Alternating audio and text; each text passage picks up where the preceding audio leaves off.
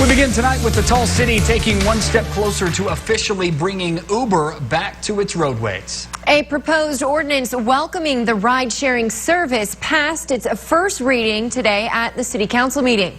Local 2's Jenna Sands joining us live from the front seat of an Uber ride on her way to Odessa City Hall, where the City Council there is also in talks about a similar ordinance. Jenna, what can you tell us?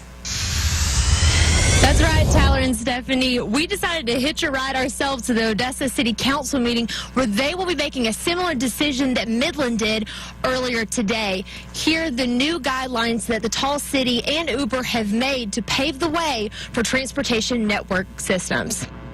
It sent us a letter, and they have said that if we pass the regulation as proposed to us today, that they will come back. At Midland City Council meeting, lawmakers finally reached the beginning of the end of a 6-month saga with Uber transportation service.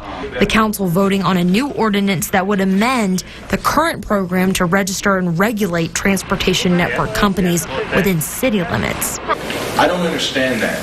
Something the people have been asking for. We need cheap, safe, reliable transportation in Midland, Texas.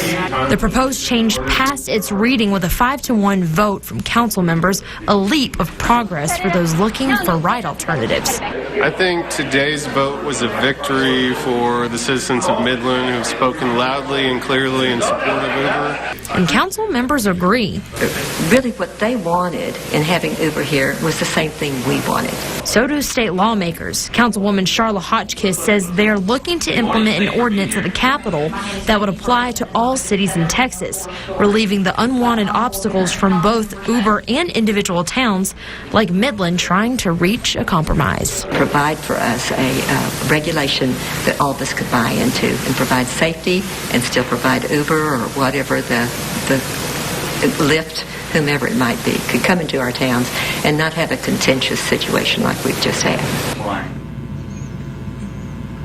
Well, now that we're finally Now that we're finally rolling on the road, stopping at another red light, I'm buckled in. It's been pretty smooth. And coming up tonight at 10, I'll bring you the results of that same ordinance that the city of Odessa is voting on tonight.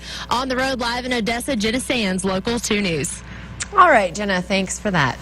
Well, speaking of